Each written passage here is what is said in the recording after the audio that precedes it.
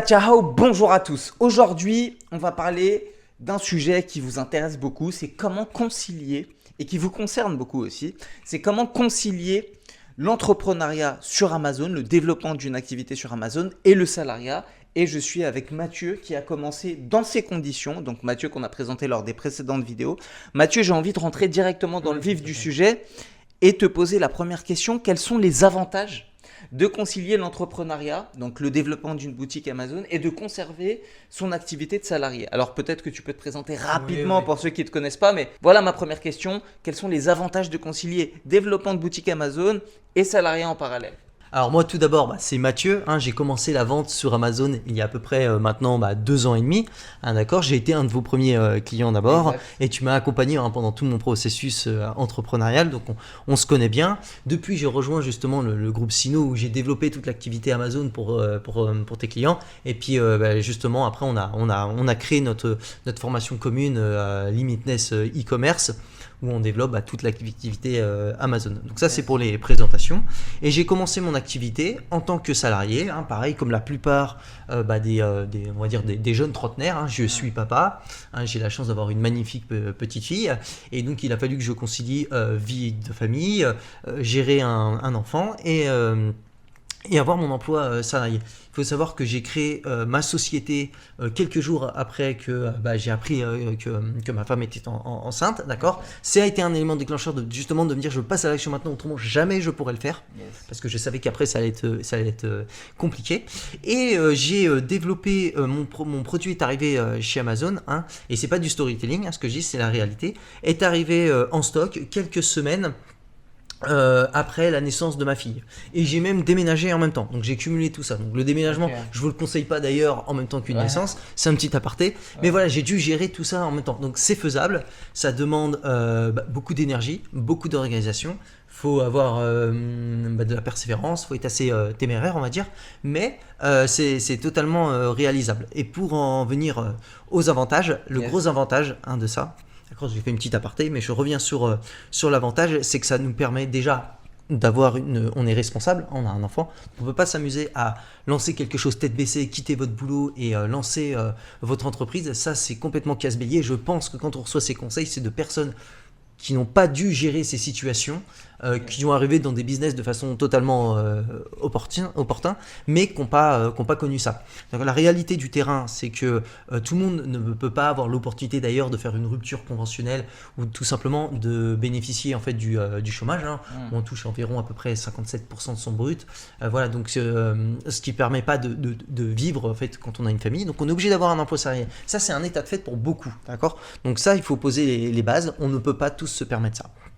Ok, et une fois qu'on a une famille, on a besoin de revenus stables. On a des charges fixes. À ça, il faut des revenus fixes. On a un enfant, on ne s'amuse pas à faire tout chose dans un business. C'est un business qui est très juteux, Amazon, mais il y a une part de risque comme dans toute entreprise. Et c'est normal, risque et rentabilité, ça va en base. Ensemble, c'est la base de la finance. On l'avait déjà vu dans une précédente vidéo. On l'avait déjà bien expliqué à ce moment-là. Donc, moi, ce que j'ai fait, c'est que j'ai continué à travailler à côté. Donc j'ai fait ce que on dit nous dans notre jargon, on a charbonné du matin au soir, on a beaucoup travaillé, et ça je veux insister dessus. Ça ne se fait pas du jour au lendemain, ça ne se fait pas en travaillant 15 minutes par jour avec la télé à côté, d'accord. Ça demande de la concentration, ça demande de la rigueur, mais c'est possible. Et les grands avantages, c'est que malgré le fait que ça demande beaucoup de travail, demande de l'énergie, ça enlève aussi une grande source de stress d'avoir son boulot à côté. Pour ceux qui lancent un business, ça marche pas forcément aussi rapidement, pas forcément aussi bien que prévu. Il y a des aléas. Il suffit juste que son fournisseur ait des retards. Tu Amazon, on est 3 semaines de blocage pour X raisons. Le support nous est pas bien répondu. Ils vont résoudre le problème, mais c'est pas tout de suite. Et tous ces retards qu'on accumule toutes les semaines fait qu'on a pris du retard sur ces objectifs. À la base, la première chose à faire, c'est de se fixer des objectifs. On est tous d'accord là-dessus. Mais les objectifs, c'est pour tracer un plan d'action. C'est pas forcément qu'on va réussir. On va s'adapter. On va passer par d'autres chemins de traverse, et c'est pas pour ça qu'on va suivre ce plan. Malgré tout, on a basé nos potentiels revenus futurs sur un plan qui va peut-être pas se passer comme prévu, sauf qu'à la fin, le chômage il est arrêté, ou si au pire, on compte que sur son épargne qu'on a mis de côté sans avoir le chômage parce qu'on a démissionné sur tête baissée. À ce moment-là, on peut se retrouver dans de réelles problématiques financières, et avoir un emploi à côté, ça permet d'avoir cette sécurité, Cette sécurité, et c'est surtout exactement. d'avoir son esprit qui est libre. C'est-à-dire, Ouais. je me focalise pas en fait sur combien je vais gagner, mais tu te concentres en fait sur tes actions, tes résultats. Ils ne dépendent pas que de toi. D'accord ? Il faut déculpabiliser si on n'a pas des résultats tout de suite. Toi, tu dois te focaliser sur tes actions. Si aujourd'hui tu devais faire telle tâche, tu fais telle tâche, et donc à ce moment-là, ça te permet d'être totalement focus sur ton objectif. Bon, pour moi, c'est le principal objectif, c'est de s'enlever du stress et de pas se mettre dans des galères, parce qu'on en a vu qui ont arrêté, qui ont cru que ça allait faire to the moon du jour au lendemain, et ça s'est pas passé comme prévu. Exactement. Ok. Ouais, c'est vrai que c'est une sécurité. Du coup, je vais te poser la question dans le sens inverse. Donc Ouais. là, tu m'as présenté les avantages. Ben, maintenant, c'est quoi les défis que auxquels tu as fait face dans la conciliation, je dirais, de cette activité justement de salariat et de ce développement de business Amazon. D'accord. Voilà. Je vois ce que tu veux dire. Alors, déjà, pour tous ceux qui ont par exemple une famille, ça dépend aussi de l'âge des enfants. Quand moi j'avais un nouveau-né, donc ce qui est complexe, c'est de gérer, comme beaucoup le savent, les premières nuits, les premiers mois, et de gérer en même temps tout ce qui était activité du sourcing, d'accord, qui se passe soit en début très tôt le matin ou un peu la nuit. Donc il fallait gérer tout ça en même temps. C'est vrai que j'ai eu des nuits qui étaient assez courtes au départ, d'accord, mais bon, voilà, avec comment dire, en étant motivé, en étant déterminé, voilà, on y arrive. Le défi principal, c'est de savoir être organisé et discipliné, et surtout s'y tenir. Voilà. C'est-à-dire qu'aujourd'hui, on doit faire telle tâche, on a très peu de temps, on ne peut pas procrastiner, on ne peut pas se permettre de repousser ça à un autre moment, parce que on est pris par son boulot, on est pris par les courses, on est pris par gérer ses enfants, on est pris par sa vie personnelle. Donc ce qui fait que voilà, à chaque temps, il faut avoir son action en place et s'y tenir. Et ça, beaucoup n'arrive pas à avoir cette discipline, et donc ça amène des complications. Il faut savoir gérer son temps, avoir une grande organisation, une grande discipline, et voilà. Et je pense que c'est le plus grand défi, il est là. Ok. Ok. Donc en fait, tu as répondu à la précédente question. À la prochaine, excuse-moi, question. En fait, je voulais te dire, voilà, quelle serait. Parce que c'est vrai qu'il y a beaucoup de gens qui nous contactent, qui ont une activité de salarié dans la grande majorité, voilà, et qui veulent se lancer en parallèle sur Amazon.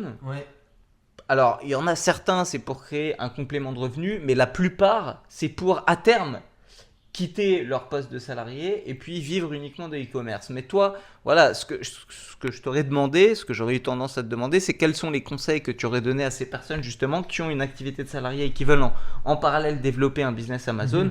Mais tu as partiellement répondu, c'est l'organisation, la rigueur. Peut-être que tu as d'autres choses à souligner, mais je sais pas, mais... Non, alors c'était exactement ça, et je rebondis sur les gens en fait qui nous contactent aussi. C'est par rapport aux stratégies, on en avait parlé justement. C'est que l'avantage aussi de ceux qui ont un boulot, parce qu'on parle de tous ceux qui veulent quitter leur boulot parce qu'ils veulent partir, parce qu'ils se sentent plus bien, voilà, ils ont besoin d'un renouveau. Des fois, voilà, passer 30, 35 ans, voilà, ou même ceux qui ont commencé très tôt, vers 28, 30 ans, ils ont envie de changer aussi tout simplement de carrière, on va dire, de voir un autre horizon. Mais il y a aussi ceux qui se plaisent dans leur boulot, et comme tu dis, qui veulent avoir un complément, ou tout simplement qui veulent juste doubler leur salaire parce qu'ils veulent avoir une plus belle vie. Et ceux-là, qui sont aussi, pas la majorité, mais qui sont une bonne partie, veulent garder leur boulot ou leur activité. Déjà, ils ont une activité d'indépendant. Et c'est intéressant parce que ça rejoint ce qu'on expliquait au niveau de la stratégie, c'est qu'à ce moment-là, ils peuvent se créer un actif. Et au mieux de faire de l'immobilier, des choses voilà, qu'on nous explique à droite à gauche, mais qui finalement sont pas mal de galères et qui demandent finalement des fonds et qui sont pas si rentables que ça sur beaucoup de business, ça permet en fait de se créer un actif à côté. Comme moi, j'ai fait pendant de nombreux mois, années, c'est de réinvestir tous ces revenus au mieux de se verser un salaire ou des dividendes. Moi, j'ai tout réinvesti pour créer une boutique, créer un actif. Et après, tu sais, comme on avait vu, je t'avais expliqué en privé, tu sais, tu vas sur les plateformes, tu les revends, ils te prennent 15% de marge et tu peux rendre ça des fois 30, fois 40 ton coefficient par rapport à ta marge. Et donc ça, c'est aussi une des stratégies qui est importante, c'est que tes salariés, tu as tes charges, t'as tes revenus fixes qui permettent de financer tes charges du quotidien, et tout ce que tu gagnes dans ta boîte, tu le réinvestis pour créer ton actif et le revendre plusieurs dizaines, voire centaines de milliers d'euros. Et donc ça aussi, c'est un des grands avantages d'être salarié, c'est que ça permet en fait de créer cet actif et ne pas justement compter sur l'argent qui rentre d'Amazon pour te verser un salaire. C'est aussi une des grands avantages en fait. Ok. Et bon, c'est vrai que quand tu parles, tu es assez passionné, Ouais. tu es assez motivé, Ouais.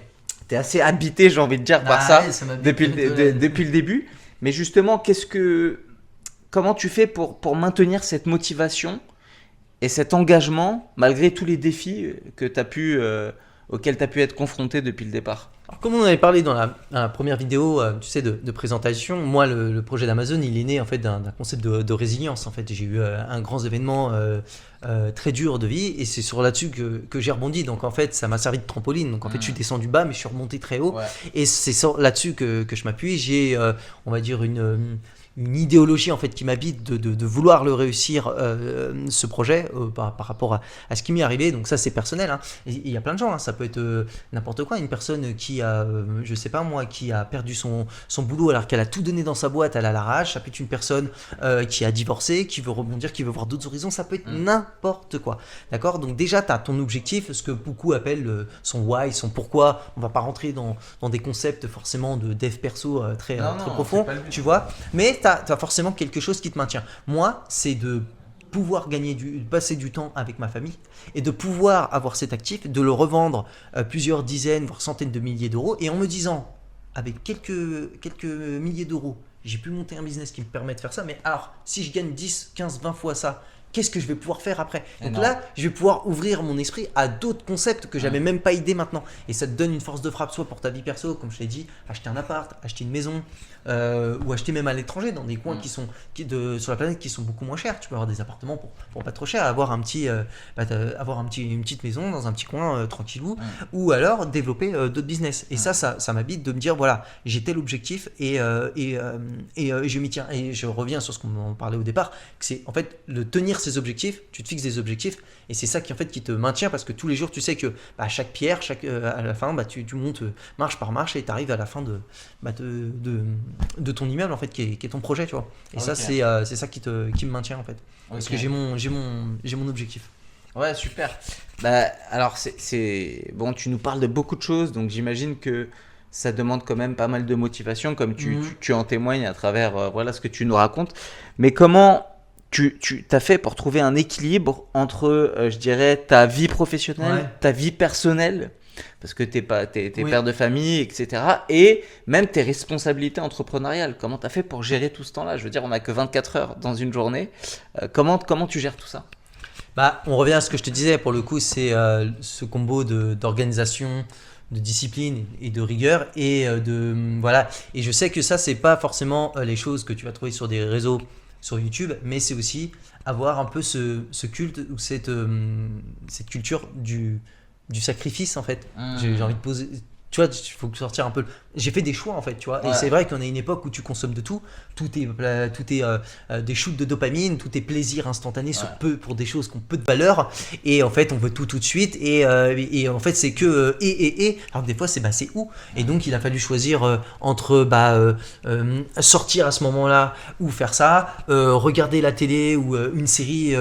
J'ai préféré travailler. Ça veut pas dire que j'ai pas regardé de série, ça veut pas dire que je suis pas sorti. Je suis parti en vacances, mais forcément, à un moment donné, j'ai passé moins de temps à faire certaines activités pour faire ça.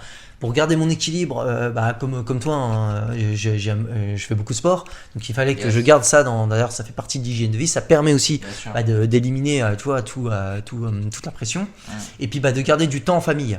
Et ça, c'est quelque chose d'important. Et c'est une aussi des erreurs que j'ai fait sur Amazon, c'est d'être un peu trop aussi focus et de passer assez de temps en famille, d'accorder le temps aux personnes que je leur devais, parce que je leur dois du temps. Et donc oui, il faut trouver son équilibre. Peut-être que ça va être, par exemple, pour certains, le dimanche, se focaliser que sur la famille et pas de PC, par exemple. Se déconnecter, parce que c'est très dur en fait. Je dis ça, mais t'es passionné, t'es tout le temps. Quand t'es entrepreneur, il n'y a pas aussi, pour le coup, ce côté du lundi ou du vendredi. Voilà, il n'y a pas ces notions. Des fois, le fournisseur, lui, il t'envoie quelque chose avec le décalage horaire, il faut que tu répondes. Les services après-vente, Amazon, etc. Tu vois. Savoir décloisonner, prendre du temps et recharger les batteries. Et une question un peu plus tournée finance, parce que toi, rappelons que c'est vrai que c'est ton degré, on va dire que c'est ta spécialité, tout ce qui est finance, etc. à la base.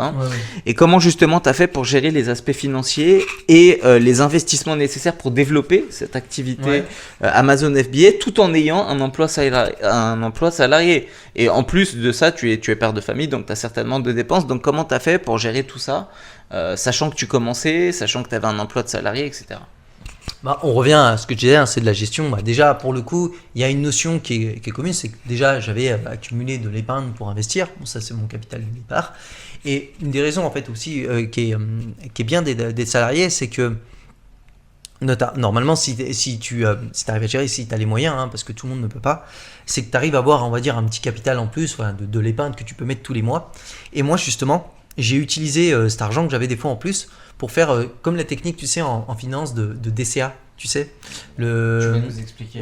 tu sais, quand tu investis par exemple un peu tous les mois de l'argent par exemple en bourse ou dans les cryptos, tu mets le même montant, tu regardes pas forcément le prix et tu investis tous les mois comme ça pour accumuler, comme ça tu lisses en fait le coût. Et ben moi en fait tous les mois je mettais un petit peu d'argent, donc au mieux d'investir dans divers investissements plus ou moins fructueux d'ailleurs et qui n'ont pas forcément une logique en fait, voilà, tu vois, des fois ça n'a pas forcément beaucoup de sens. J'ai préféré garder cet argent et d'investir sur moi-même et d'investir dans ma boîte, et tous les mois je mettais de l'argent de côté que je pouvais réinvestir dans dans ma société en fait. Et tous les mois je pouvais mettre un peu plus d'argent. Donc en fait quand tu es salarié et si tu arrives à avoir un petit surplus, donc ton épargne que tu arrives de mettre de côté, bah au mieux de laisser tout simplement sur un compte, bah tu peux le réinvestir dans ta boîte. Ça aussi c'est un des avantages, parce que si tu es que à Pôle emploi, bah normalement tu vas toucher moins et tu seras juste en fait pour avoir tes besoins et tu n'auras pas de surplus.